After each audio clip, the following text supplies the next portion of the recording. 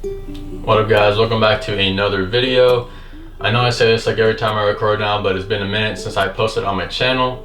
Apologize for that. I've just been busy with life and honestly haven't been super inspired to like make YouTube videos, but summer's coming, which means I'm gonna be traveling a lot, shooting a lot more photos, so I'm gonna do my best to get back into YouTube and get back kind of on the flow of things. So today we have a pretty exciting video. I'm gonna be showing you guys kind of my workflow and how I edit my landscape photos in Adobe Lightroom. I did a video like this probably like a year and a half ago, so this is gonna be kind of like an updated version. So I'm kind of excited to just show you guys my workflow and how I go about things while I'm editing in Lightroom. All right, so I have Lightroom open here and I have two photos. I have one from Trillium Lake at Mount Hood, and then I have another one here from the Oregon coast. Go kind of quick just for the sake of this video. That way it's not too long. I'm not gonna go super in depth, but I'm kind of just gonna show you guys my overall workflow and kind of just how I go about things while I'm editing. All right, so first thing here, I have this photo from Trillium Lake. First thing I'm gonna do is remove the chromatic aberration and enable profile corrections. This just kind of gets rid of any natural vignette from your lens and kind of just flattens out like any like warping that happens while you're shooting. This happens if you shoot at like a wide focal length. Shoot the majority of my photos at 24 millimeters. As you guys can see, a lot of my photos are wide, so that's kind of what's going on there. Then next, I'm just gonna go here and make sure this photo is straight. I've said this in past videos, but it drives me crazy if my photos are crooked. So this is the first thing I do when I edit any photo is straighten it out, because it's gonna drive me insane if I don't. So yeah, and then next I'm going to just look around here and make sure that there are no dirt spots on my lens. It's just something I've noticed a lot. I feel like my lenses are just always dirty. One way or another, even if I clean them, there's dirt spots, but it's pretty easy to remove, but this one looks pretty clean. And then, so something I've been doing recently, I've been like making my photos a lot more flat compared to like my last editing video I did a while ago. My photos were like a lot more punchy, a lot more contrasty, but now I like to make my photos more flat. Some people say they look like film. Personally, I don't really see that, but you know, to each their own. So what I've been doing a lot recently is adding dehaze, which is right here at about probably -40 about. As you can see, that already changes the photo a lot. You guys will be like, Alex, the highlights are like all blown out, but don't worry, we can change that. So let's bring the highlights back down. So you can see that detail on the sky comes back. Then I also still add a lot of saturation to my photo. I like my photos really colorful. And then I'm gonna adjust the white balance, probably warm it up a hair. I've been adding green tint to my photos as well recently. I used to add purple. Okay, that is kind of just preference. Yeah, that looks good. I'm gonna bring up the shadows so I get a more flat look. Don't want to go too crazy because that looks pretty bad, but just enough where you see some more details on the shadows. A little more colors. Bring the blacks down, bring the whites down, maybe bring up the exposure a hair. I've been taking out some contrast in my photos as well. See, it's just more flat. Probably actually take down the dehaze a little bit. Probably about right there. Bring up the exposure a little more. Honestly, not really liking this green over here. So I'm gonna warm the photo up a little more, put a little more purple back in. When I edit, I don't go down on like a specific line over here. I kind of just bounce back and forth. Kind of just go from thing to thing. And curve, I used to do like a crazy like S curve in my tones, but I've been being a lot more subtle recently. I don't think a crazy tone curve is necessary to make like your photo like necessarily like look great. I think sometimes less is more when you're doing the tone curve. And then I like to just go up here and clip the top. That kind of just mutes the highlights a little bit.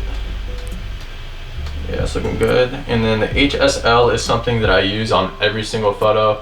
Don't know what HSL is. It is hue, saturation, and luminance. So hue is like the color, saturation is obviously how much color is in the specific color. Then luminance is like how bright a specific color is. So there's a lot of green in this photo. So as you can see, if I go to the left, it's more orange. To the right, it's way more green. Probably go a little to the left. And there's like no orange in this photo. Yellow is just this little spot right here. Probably change that a little bit. And then I like making my blues a little more aqua as opposed to like a purple blue.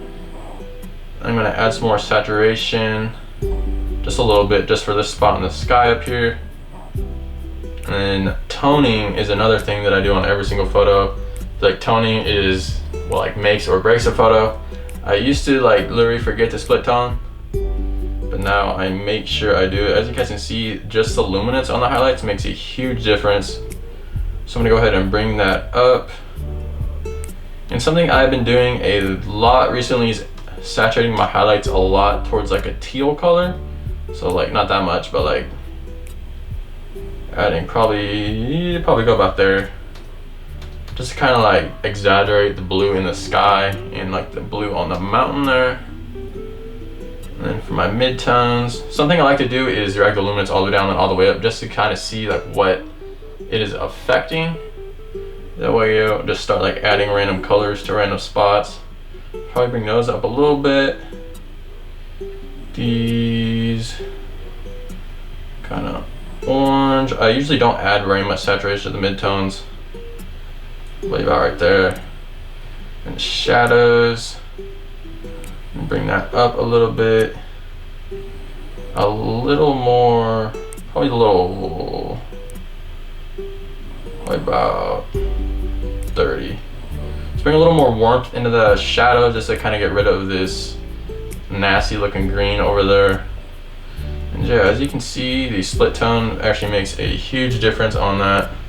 If I bring down shadows a little bit, actually. Right there. And something I've been doing recently also is adding grain to my images. I don't know, I just like adding a little texture. I usually go probably just about like 25. I'll go 35. Yeah, 35 looks good. I don't usually touch the size or roughness. This just adds a very subtle grain to it. Nothing too crazy. So something to add a little more texture. And then something I do to almost every single photo as well is I add a graduated filter. So as you guys can see, I drag this down, and then the filter is going to affect the part that is highlighted in red. So this is for like the top half of the image. I usually brighten up the top half a little bit, bring up shadows just a hair, maybe add a little contrast, check out them highlights. Probably bring the highlights down. Very, very subtle, but I think it makes a huge difference. I'm gonna add another one at the bottom. So I'm gonna add this one just to kind of affect the lake down here. I'm gonna bring the exposure down just a hair. That way when someone looks at it, it brings a focus like straight to the mountain instead of like being distracted by these leaves or something. Just kind of moves their attention towards the mountain. And yeah, so that is the first photo. As you guys can see, it is nothing crazy, just kind of flattens the image out, boosts the saturation, and kind of just adds like a little like filmic feel to it, if you want to call it that. And yeah, so there is the before on that one and the after on that. So as you guys can see, that didn't take me super long. If I wasn't doing this on a video, I might spend a little more time on it, but this is kind of like the base edit I would go with. Then if we go to the next photo here, we have one on the Oregon coast. It is sunset. As you guys know, sunset and sunrise is my favorite time to shoot. I love shooting when there is crazy colors in the sky like these clouds up here. I just think I'm best at that. Obviously it's like easier to shoot during sunset than it is like when it's like blue sky, like the last photo. But yeah, so first thing I'm gonna do is remove these again, check for any dirt spots. My lens is usually dirty, but looks like this one might be clean actually. Yeah, so it looks like this one is clean too somehow. Alright, and then I'm gonna make sure it is straight again. Probably go about right there. Yeah, it looks good. Alright, then add the haze like I did to the last image. And add my saturation back into it. And this one is pretty underexposed. As you can see, I like to underexpose my photos just because I want to keep all the details in the sky. I'd rather have to brighten an image up than have it be a raw file and have it be too bright. That is something I found while I'm shooting.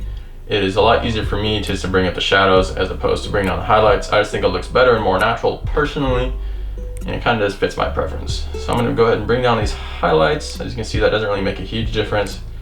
Bring those down. Maybe take that set contrast down a little bit. Bring up the exposure a hair. Bring up these shadows. Bring down the blacks. As you can see, the blacks will make a huge difference on this. Bring those down. Bring the whites down. Probably need to actually add a little contrast to this just because it is a pretty like flat image to begin with. Bring that up just so the sky pops a little more. As you can see, that is already making a decent difference. I might boost the warmth just a hair. 6,000. I'll probably should bring that down to 5 right there. Probably going to keep the tint the same, at least for now. And then my tone curve, like I said on the last photo, I don't do anything too crazy on here. Just add a little S curve, just add a little more contrast, make the sky pop a little more. And then bring that last end down just to clip the highlights. See, not a huge difference, but it does make a difference when you're all done with everything. And then something I also do when I'm editing like sunset or sunrise photos is I like making my oranges a little more red. So as you guys can see, if I go, the saturation, my hue, here we go. See, that's like more like a red pink. This is more of a yellow. I like going to probably like -10, between, it depends on the photo, but usually between like -10 and negative like 25 at the most. So probably go about -15 there. I'll add a little more saturation to those. Check if this picks up any blue. Yeah, so this is just up here in this corner, so I'm probably gonna leave that alone because if I saturate that a lot, it's gonna have like a weird like splotch in the corner up here. And then color grading, go back to the highlights. See, that will make a pretty big difference. So I'll actually bring these up, that way it adds a little more contrast over here on this side. And then I know it's a sunset photo, but like I said before, I've been adding teal to my highlights. So that obviously doesn't look good, but you can see what it's gonna do to it. Kind of just adds a little more blue back into the sky, makes it not quite so warm. Go to the midtones. Also gonna make a big difference. I'll probably bring these down a little bit actually. And then add the straight orange right there. A little bit. Go to the shadows. There's another big difference. Probably bring these up. I'm not really liking how this corner down here is looking when I bring the shadows down a ton. This looks kind of nasty. So I keep those right about -11. And add probably 25. Just add a little tiny bit of saturation. I don't want it to look like oddly orange over there in the corner. So I'm just gonna add a touch of that. And see, that is another very subtle difference, but all these subtle differences are adding up into the overall edit. So yeah, it looks good. Then go back down here, add some grain for a little texture like I did in the last photo. 35 usually looks good. Anywhere between like 25 and 40, kind of just depends on like what the photo is and what like kind of look I'm going for. That looks good there. And then time to add some graduated filters. So I'm gonna try to brighten this side up over here a little bit and darken this side just so your eye kind of flows from the left side of the image to the right side of the image over here by the sunset. So I'm actually gonna do this one diagonal. Yeah. Bring up the exposure a hair. Bring up the shadows. As you can see, this isn't really making another big difference, like I said before, but it will add up in the end. Check that dehaze. Whoa. You can see the dehaze will make it. Oh, there are some dirty spots in this. Yeah, probably right there. Add a little contrast to this. And yeah, it looks good for that one. And I'm actually gonna go back and change the shadows now that I'm looking at it. I'm not really liking this down there at all. So I'll just take all the orange out of this corner over here. And I'm going to add another graduated filter. Probably turn this a little more and then bring down the exposure a little bit. No, it's too much. I'll leave the shadows the same. I honestly might just do the exposure. Maybe add a little bit of contrast, but see, that kind of just adds a little more pop and kind of just drags your eye from the left to the right in the image. And yeah, that is the before, that is the after. There's a dirty spot right here. I knew there'd be one in here. Let's go like that, takes it out, boom. All right, yeah, so as you can see, that is the before and after on that one. Not a huge difference. When I edit my photos, I don't try to like make them look like unnatural or like unreal or anything. I try to keep like the look that I remember when I saw it, kind of just putting my own twist on that. So there's the first image of Mount Hood and the second image of the Oregon coast. So as you guys can see, that is kind of my workflow when I edit my landscape photos in Lightroom. Nothing too crazy. I like to keep it simple and quick, but kind of just add my own touch, like I said earlier. So I hope that helped you guys, and make sure you like, subscribe, ring the bell, all that stuff so you don't miss any of my future videos. And yeah, see you guys in the next one. Peace.